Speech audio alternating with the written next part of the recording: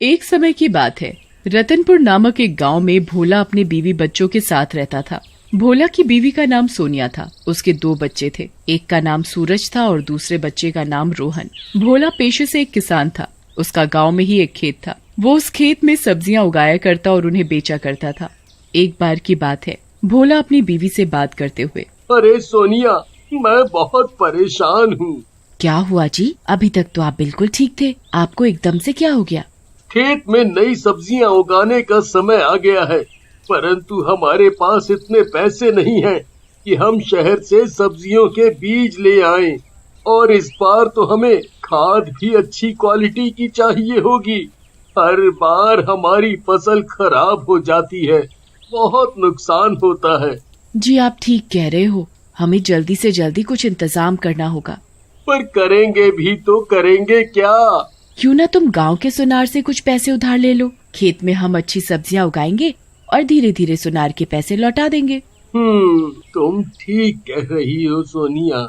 इसके अलावा इस समय हमारे पास कोई इलाज भी नहीं है। अगले दिन भोला सुनार के पास जाता है। अरे भोला, तुम आज यहाँ कैसे? बताओ, तुम्हें क्या चाहिए? भोला के चेहरे पर परेशानी और मायूसी थी। अरे लाला जी, मैं क्या बताऊं, मुझे बस आपकी थोड़ी मदद चाहिए थी। बोलो भोला, क्या हुआ? जी, वो मुझे कुछ पैसे उधार पर चाहिए थे। आप मेरी मदद कर देंगे तो मेरी परेशानी हल हो जाएगी। मैं तुम्हें पैसे तो दे दूंगा, मुझे उसमें कोई दिक्कत परेशानी नहीं है, पर तुम्हें पैसे के बदले इधर कुछ रखवाना पड़ेगा। ऐसा तो मेरे पास कुछ भी नहीं है। मेरे पास तो बस मेरे खेत के ही कागजात हैं। मैं आपको वो ही दे सकता हूँ। ठीक है, तुम कल वही ले आना, मैं उससे तुम्हें तुम्हारे पैसे दे दूंगा। भोला अगले दिन सुनार के पास अपने खेत के कागजात लेकर जाता है और सुनार उसे उसके मनचाहे पैसे दे देता है। तुम ये पैसे ले तो रहे हो, पर तुम्हें इन पैसों का हर महीने ब्याज भी देना पड़ेगा, 5,000 रुपया महीना। ठीक है लाला, मैं आपको हर महीने ब्याज देने आऊंगा और कोशिश करूंगा कि जल्दी से जल्दी आपके पैसे लौटा दूं। भोला सेठ से पैसे लेकर अपने घर की तरफ रवाना हो जाता है। घर जाकर भोला अपनी बीवी सोनिया से बात करते हुए, सोनिया, चलो हम बाजार चलें और अपने खेत में फसल उगाने के लिए सामान लेकर आए। सोनिया भी भोला के साथ तैयार होकर बाजार जाने के लिए चल देती है। कुछ ही देर बाद भोला और सोनिया बाजार से अपने खेत में सब्जियां उगाने के लिए बीज और खाद और सारा सामान ले आते हैं। सोनिया, चलो खेत में काम पर लग जाते हैं। इस बार तो हमें डबल मेहनत करनी होगी। हमें इस बार ब्याज भी देना है और अपने खेत के कागजात भी सुनार से वापस लाने हैं।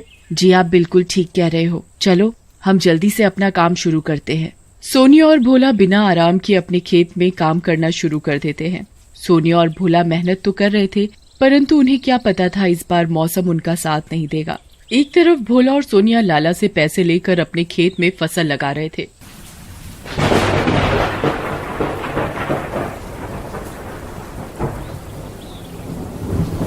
तो इस बार मौसम इतना खराब हो गया कि इतनी बारिश हुई कि उनकी सारी की सारी फसलें खराब हो गई। भोला अपने खेत की खराब फसलें देखकर बहुत परेशान हो गया।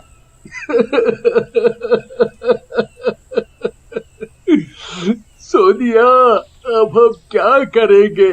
हमारी सारी की सारी फसल खराब हो गई है। हमें लाला को ब्याज भी देना होगा, वो बिना ब्याज के कहाँ मानेगा। भोला भी बेचारा परेशान हो जाता है और वो लाला के पास जाता है और अपना ब्याज माफ करने को बोलता है। तुम कैसी बात कर रहे हो भोला? ये सुनार की दुकान तो मैंने बस ऐसे ही खोली हुई है। मेरा असली धंधा तो ब्याज से ही आता है। मैं तुम्हारा ब्याज माफ नहीं कर सकता। ब्याज तो तुम्हें किसी भी कीमत पर देना ही पड़ेगा। भोला ये सुनकर बहुत मायूस हो जाता है। देखते ही देखते भोला का ब्याज इतना बढ़ जाता है कि लाला के पैसे नहीं दे पाता और लाला उसका खेत हड़प लेता है। सोनिया, अब तो हमारे पास कुछ नहीं बचा।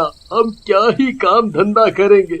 तुम सही कह रहे हो, अब हमारे पास एक ही रास्ता है, हमें शहर जाकर कोई काम ढूंढना पड़ेगा।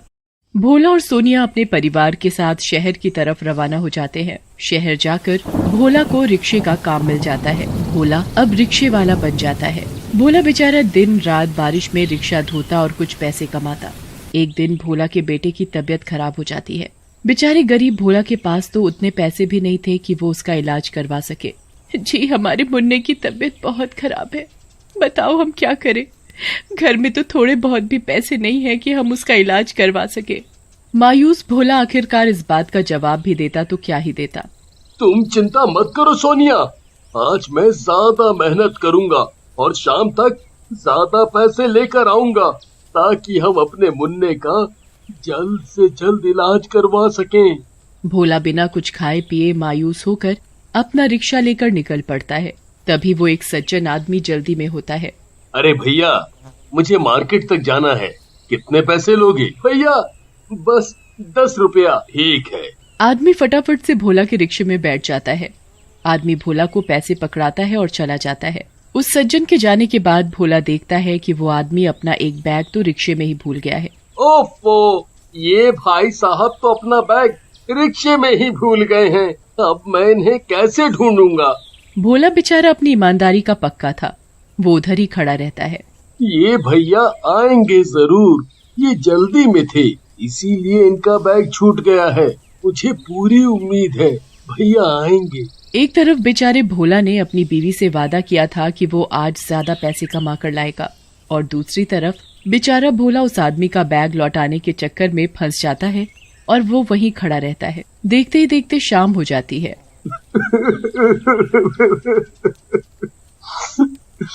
आज तो मेरी कुछ कमाई नहीं हुई है। मैं सोनिया को वादा करके आया था कि आज मैं ज्यादा पैसे कमा कर लाऊंगा, पर आज तो बस 10 रुपया ही कमा पाया हूँ सारे दिन के। मैं कैसे इस 10 रुपए में अपने मुन्ने का इलाज करवा पाऊंगा? कैसे इलाज करवा पाऊंगा अपने मुन्ने का? भोला बहुत रोता है। तभी वो आदमी भोला को ढूंढता हुआ उसी जगह आ पहुंचता है। वो भोला को देखकर बहुत खुश हो जाता है, परंतु भोला रो रहा होता है। अरे वाह भैया, तुम मुझे यहाँ मिल गए। मैं अपना बैग रिक्शे में भूल गया था। हाँ भैया, आप अपना बैग भूल गए थे। मैं सुबह से आपके ही चक्कर में यहाँ खड़ा हूँ ताकि मैं आपको आपका बैग लौटा सकूं। वो आदमी भोला की ईमानदारी देखकर भौचक्का हो जाता है। मैं हैरान हूँ कि आज भी इस समय में इतने ईमानदार लोग हैं। ये बताओ भैया, तुम रो क्यों रहे थे? भैया, मैं आपको क्या ही बताऊं। अरे बोलो बोलो, तुम गंभीर स्थिति में लग रहे हो। भोला उस आदमी को रोते रोते सारी बात बताता है। भैया, मेरा बेटा बहुत ज्यादा बीमार है, हमारे घर में उसकी दवाई गोली तक के पैसे नहीं है। मैं आज अपनी बीवी से वादा करके घर से निकला था कि आज मैं डबल मेहनत करूंगा और शाम तक कितने पैसे ले आऊंगा कि उसका इलाज हो जाए, पर आप अपना बैग भूल गए थे रिक्शे में।